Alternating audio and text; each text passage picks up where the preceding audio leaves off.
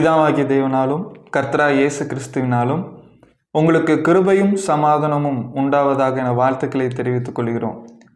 நம்பிக்கையின் சங்கீதங்கள் அப்படிங்கிற ஒரு தொடரை பார்த்துட்டு இருக்கோம். இதுவரைக்கும் சில சங்கீதங்களிலிருந்து நம்மளுடைய வாழ்க்கைக்கு தேவையான சில முக்கியமான நம்பிக்கைகளை நம்ம எடுத்திருக்கோம். அதே மாதிரி இன்னைக்கு சங்கீதம் 8 நம்மளுடைய வாழ்க்கைக்கு தேவையான மிக முக்கியமான ஒரு நம்பிக்கையை நம்ம எடுத்துக்கொள்ள போகிறோம். நீங்கள் கொடுக்குற உங்களுடைய சப்போர்ட்டுக்கும் உங்களுடைய ஆதரவுக்கும் நாங்கள் நன்றி சொல்கிறதுக்கு கடமைப்பட்டிருக்கோம். இந்த வீடியோ முழுசாக பாருங்கள்.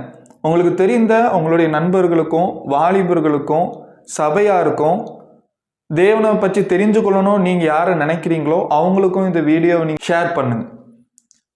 சங்கீதம் 8.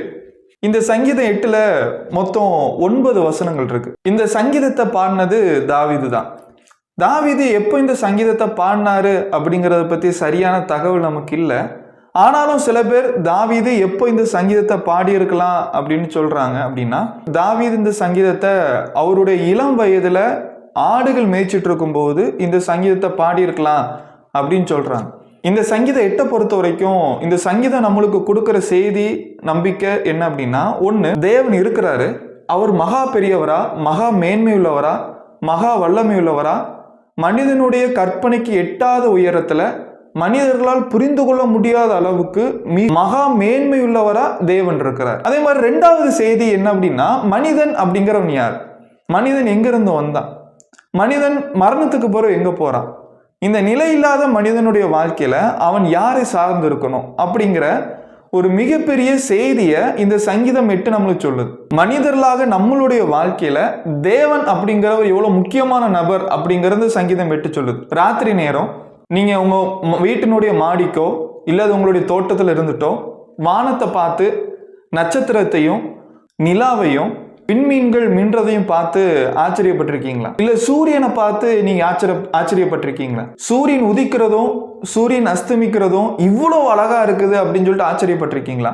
சூரியன் அஸ்தமிக்கும் போது அதனுடைய நிறம் சிவப்பு கலர்லையும் ஆரஞ்சு கலர்லையும் இருந்து அந்த நீல கலர் வானத்துல அந்த சூரியன் காணாம போறது எவ்வளவு அழகா இருக்கு. இதே மாதிரிதான் சங்கீதம் 8 பாடின தாவீது ஒருவேளை ராத்திரியில தன்னுடைய தகப்பனுடைய ஆடுகளை மேய்ச்சிட்டு இருக்கும் போது வானத்தை அண்ணாந்து பார்த்து அந்த வானத்தில் இருக்கிற நிலாவையும் நட்சத்திரத்தையும் பார்த்து தேவனுடைய வல்லமை எவ்வளோ மேலானது அப்படிங்கிறதையும் மனிதனுடைய நிலை எப்படிப்பட்டது அப்படிங்கிறதையும் தாவீது தெரிஞ்சுக்கிட்டார். சங்கீதம் 8வது சங்கீதம் 1வது வசனம், எங்கள் ஆண்டவராகிய கர்த்தாவே, உம்முடைய நாமம் பூமி எங்கும் எவ்வளவு மேன்மை உள்ளதா இருக்கிறது, உம்முடைய மகத்துவத்தை வானங்களுக்கு மேலாக வைத்தீர். இந்த சங்கீதம் தொடங்கும் போது தாவீது தேவனுடைய நாமத்தை குறித்து சொல்லி தொடங்குறார். அதாவது தேவனுடைய பெயரை சொல்லி சொல்றார். இந்த இடத்துல ஆண்டவராகிய கர்த்தாவே அப்படின்னு தொடங்கி உங்களுடைய நாமம் எவ்வளவு மகா மேன்மை உள்ளதாகவும் மகத்துவம் உள்ளதாகவும் இருக்குது அப்படிங்கிறார். இந்த கர்த்தர் அப்படிங்கிறது பழைய ஏற்பாட்டில் மோசே இஸ்ரவேல் ஜனங்களை வழி நடத்திட்டு வர தேவன் அவர் அழைக்கும் போது தேவனை பார்த்து மோசே கேட்ட கேள்வி, நான் உங்களுடைய பேரை இஸ்ரவேல் ஜனங்கள் கேட்பாங்க, அப்போ நான் உங்களுடைய பேரை என்ன சொல்லட்டும் அப்படின்னு கேட்கும்போது தேவன் மோசையை பார்த்து சொன்னது, இருக்கிறவராகவே இருக்கிறேன் அப்படிங்கிறவர் ஒன்று அனுப்புனார் அப்படின்னு சொல்லு அப்படிங்கிறார். யாத்திராம் புஸ்தகம் 3வது அதிகாரம் 14வது வசனத்துல நம்ம இதை படிக்கிறோம். இந்த இடத்துல தேவனுடைய பேரை யாவே அப்படிங்கிற தேவன் வெளிப்படுத்துறார், யெகோவா அப்படிங்கிறத வெளிப்படுத்துறார். அதாவது தேவன் ஒருத்தர் இருக்கிறாரு, அந்த இருக்கிற தேவன் ஒன்னை இஸ்ரவேல் ஜனங்கள்ட்ட அனுப்புனேன் அப்படின்னு சொல்லு அப்படிங்கிறார். இந்த வார்த்தையை தான் தாவீது இந்த இடத்துல பயன்படுத்துறார். தேவன் அப்படிங்கிறவர் இருக்கிறவரா இருக்கிறார். போன வீடியோல நம்ம பார்த்தோம், சங்கீதம் 19ல் தேவன் இல்லை அப்படின்னு ஒருத்தர் சொல்ல முடியாது, தேவன் ஒருத்தர் இருக்கிறார். இந்த தேவன் நித்தியமானவர், அவர் சர்வ வல்லமை உள்ளவர். இந்த தேவனை யாராலையும் படைக்கவும் முடியாது. இந்த தேவன் யாரையும் சார்ந்திருக்க வேண்டிய அவசியம் இல்லை. இந்த தேவன் எந்த ஒரு காலகட்டத்துக்கும் உட்பட்டவர் அல்ல. இந்த தேவனை யாராலும் என்ன பண்ண முடியாதுன்னு கட்டுப்படுத்த முடியாது. இந்த தேவன் மகா மேன்மை உள்ளவராக இருக்கிறார். அதனாலதான் அவரை யெகோவா அப்படின்னு நம்ம சொல்றோம், இல்லை அப்படின்னா யாவே அப்படின்னு நமக்கு சொல்றோம், சர்வ வல்லமை உள்ளவர் அப்படின்னு நம்ம சொல்றோம். இந்த தேவன் இந்த உலகத்தை மகா மேன்மையா படைச்சிருக்கிறாரு அப்படிங்கிறதும், அந்த தேவன் மனிதர்களாகி நம்ம போல உயிர் வாழ்வதற்கு ஏதாவது ஒரு விஷயத்த சார்ந்து இருக்கணும் அப்படிங்கிற அவசியம் இல்லை. நம்ம உயிர் வாழ்றதுக்கு நம்ம நிறைய விஷயங்களை சார்ந்து இருக்கிறோம். நம்ம உயிர் வாழ்றதுக்கு நம்மளுக்கு ஆக்சிஜன் தேவைப்படுது, நம்ம உயிர் வாழ்வதற்கு தண்ணி தேவைப்படுது, நம்ம உயிர் வாழ்றதுக்கு உணவு தேவைப்படுது, நம்ம உயிர் வாழ்றதுக்கு தங்குறதுக்கு ஒரு இடம் தேவைப்படுது. ஆனால் தேவனை பொறுத்த வரைக்கும் அவர் உயிர் வாழ்வதற்கோ இல்லை அவர் வாழ்வதற்கோ அவர் யாரையும் சார்ந்து இருக்கணுங்கிற அவசியம் கிடையாது. அவருக்கு மரணம் அப்படிங்கிற ஒரு விஷயமும் கிடையாது, பிறப்பு அப்படிங்கிற ஒரு விஷயம் கிடையாது. அவர் தானாகவே இருக்கிறார், அவர் இருக்கிறவராகவே இருக்கிறார். ஏசாயா புஸ்தகம் 43வது அதிகாரம் 10வது வசனத்திலிருந்து 13வது வசனம், நானே கர்த்தர், என்னை அல்லாம இரட்சகர் இல்லை, நானே அறிவித்து இரட்சித்து விளங்க பண்ணினேன், உங்களில் இப்படி செய்யத்தக்க அந்நிய தேவன் இல்லை, நானே தேவன் என்பதற்கு நீங்கள் எனக்கு சாட்சி என்று கர்த்தர் சொல்லுகிறார். கவனிங்க, நாள் உண்டாகாததற்கு முன்னும் நானே இருக்கிறேன், என் கைக்கு தப்பிக்கவன் இல்லை, நான் செய்கிறதை தடுப்பவன் யார்? ஏன்னா ஒரு காலம் ஒரு நேரம் தேவனை உருவாக்கல, தேவன் தான் நாட்களையும் காலத்தையும் உருவாக்குனார். இந்த சங்கீதம் 8 தொடங்கின தாவீது முதல்ல தேவன் எப்படிப்பட்டவர் அப்படின்னு தொடங்குறார். அவர் மகா மேன்மை உள்ளவர், மகத்துவமானவர், அவருக்கு முடிவு அப்படிங்கிற ஒன்று கிடையாது, அவர் நித்தியமானவர், அவருடைய மகத்துவத்தை அணிஞ்சிருக்கிறார். சங்கீதம் 8வது சங்கீதம் 3வது வசனம் 4வது வசனம், உமது விரல்களின் கிரியாகிய உம்முடைய வானங்களையும் நீர் ஸ்தாபித்த சந்திரனையும் நட்சத்திரங்களையும் நான் பார்க்கும்போது, நீர் படைத்த உம்முடைய பொருட்களை நான் பார்க்கும்போது அப்படிங்கிறார். நீங்க ரோட்ல ஓடுற ஒரு அழகான காரை பாருங்க, அந்த காருக்குள்ள இருக்கிற இன்ஜினை கொஞ்சம் கவனிச்சு பாருங்க. அந்த கார் சரியான முறையில் வேலை செய்யறதுக்கு, சரியான முறையில் ஓடுறதுக்கு அந்த காருக்குள்ள இருக்கக்கூடிய இன்ஜின், அந்த இன்ஜினுக்குள்ள இருக்கக்கூடிய சின்ன சின்ன காம்பனன்ட்ஸ், சின்ன சின்ன பொருட்கள், இந்த சின்ன சின்ன பொருட்கள் சரியான ரேஷியோலையும் சரியான இடத்துலையும் இருக்கிறதுனால வண்டி ஸ்மூத்தா அழகா போகுது. இந்த காரை பார்க்கும்போது, அந்த காரில் இருக்கக்கூடிய வடிவமைப்பை பார்க்கும்போது, அந்த காரை வடிவமைச்சவர் எவ்வளோ புத்திசாலித்தனமாக அந்த காரை படைச்சிருக்கிறாரு, உருவாக்கி இருக்கிறாரு அப்படின்னு நம்ம புரிஞ்சுக்கிறோம். நம்ம கையில் கட்டி இருக்கிற வாட்ச், அந்த வாட்சில் சின்ன முள் பெரிய முள் இருக்கு, நேரத்தை காட்டுறதுக்கு 12 அளவுகளை நம்ம வச்சிருக்கிறோம். ஆனால் இந்த வாட்சை வந்து தானாக வரல, இது யாரோ அழகான முறையில் நேர்த்தியான முறையில் வடிவமைச்சிருக்கார். ஒரு சினிமாவை பார்க்குறோம், அந்த சினிமாவில் இருக்கக்கூடிய காட்சிகளையும் அந்த சினிமாவை ஒரு டைரக்டர் எப்படி அழகாக எடுத்திருக்கிறாரு அப்படிங்கிறத நம்ம பார்த்து ஆச்சரியப்படுறோம். இந்த சூரியனையும் சந்திரனையும் நட்சத்திரத்தையும் பூமி இருக்கிற சரியான வடிவமைப்பையும் சூரியன்ல இருந்து இந்த பூமி இருக்கிற தூரத்தையும் பார்க்கும்போது இந்த பூமி தானா உருவாகல, இதை ஒரு மேன்மையான ஒருத்தர், மகா மேன்மையான ஒருத்தர் படைச்சிருக்கார். சரியான நேரத்தில் சூரியன் உதிக்குது, சரியான நேரத்தில் ராத்திரி வருது, சரியான நேரத்தில் மழை பெய்யுது, மழை பெய்யறதுனால நமக்கு உணவு கிடைக்குது, ஆக்சிஜன், கார்பன் டை ஆக்சைடு, இதை போன்ற சில வாயுக்கள் இருக்கிறதெல்லாம் நம்ம உயிர் வாழ்றோம். இப்படி ஒரு மனிதன் உயிர் வாழ்வதற்கு சரியான சூழ்நிலைகளை ஒரு வடிவமைப்பாளர் உருவாக்கி இருக்கிறாரு, அவர் தான் தேவன், அவர் மகா மேன்மையானவர். 8வது சங்கீதத்துல 4வது வசனம், மனுஷனை நீர் நினைக்கிறதற்கும் மனுஷகுமாரனை நீர் விசாரிக்கிறதற்கும் அவன் எம்மாத்திரம் என்கிறேன்.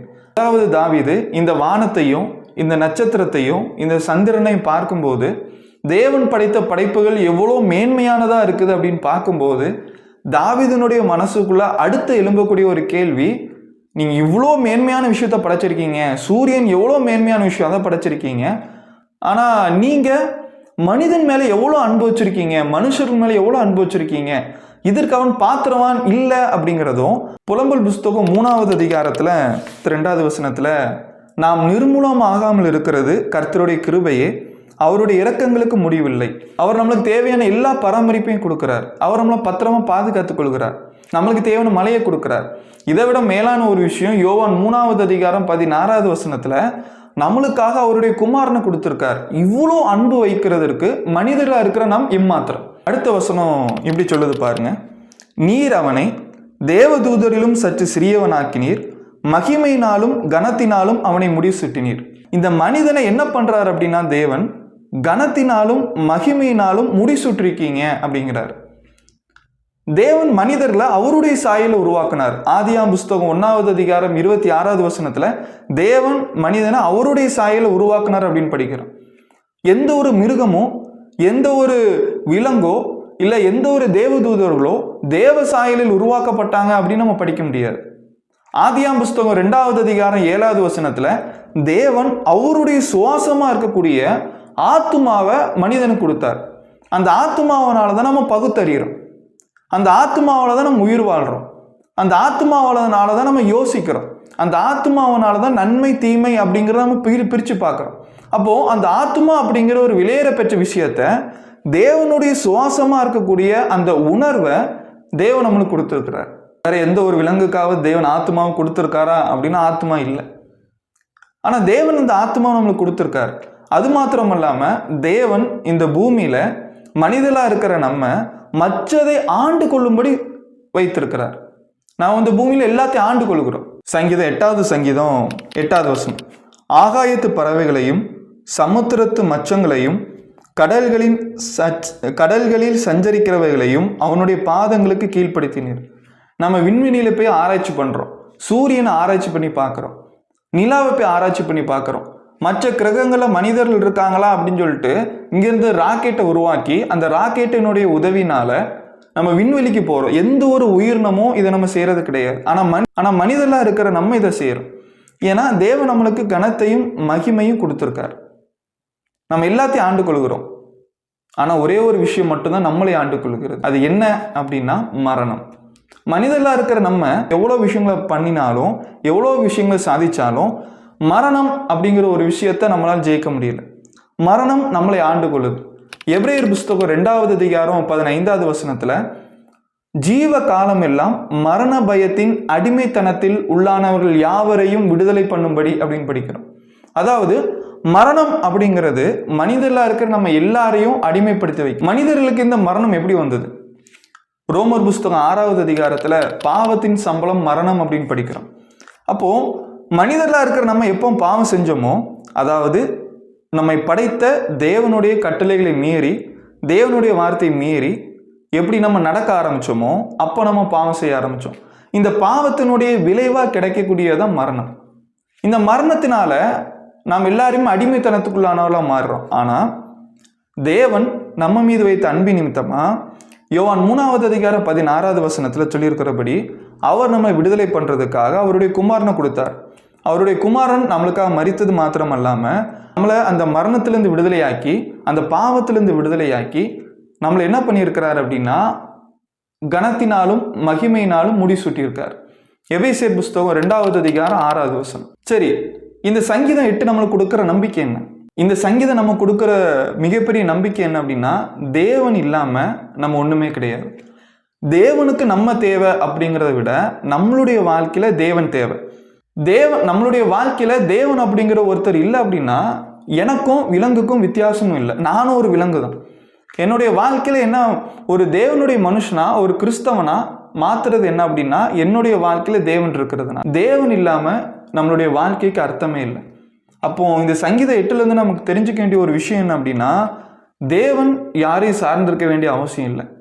தேவன் நம்ம செய்ய வேண்டிய விஷயம் என்ன அப்படின்னா தேவனை சார்ந்து இருக்கிறது. மரணத்தை நான் ஜெயிக்கணும் அப்படின்னா நான் இயேசு கிறிஸ்துவை விசுவாசிக்கணும், அவருடைய வார்த்தைக்கு கீழ்ப்படியணும், ஞானஸ்நானம் எடுத்துக்கொள்ளணும். இப்படி நான் செய்யும்போது என்னை ஆட்கொண்டு இருக்கிற மரணத்தை நான் ஜெயிச்சு இயேசு கிறிஸ்துவை போல கனத்தையும் மகிமையும் நான் பெற்றுக்கொள்கிறேன். அப்போ இந்த சங்கீதம் 8லேருந்து நம்ம தெரிஞ்சுக்க வேண்டிய விஷயம் என்ன அப்படின்னா தேவன் மகா மேன்மை உள்ளவர். நாம் அவரால் படைக்கப்பட்டவர்களாக இருக்கிற நம்மை படைத்தவரை மகிமைப்படுத்தணும் அப்படிங்கிற ஒரு விஷயத்தை நம்ம கற்றுக்கிறோம். அவர் மகா மேன்மை உள்ளவர். சத்தியத்தை தெளிவாகவும் எளிமையாகவும் சத்தியமாகவும் தெரிந்து கொள்ள விரும்பினால் எங்களை தொடர்பு கொள்ளவும். எங்களிடம் ஆவிக்குரிய புத்தகங்களும் விளக்க உரையும் டிராக்குகளும் இருக்கின்றன.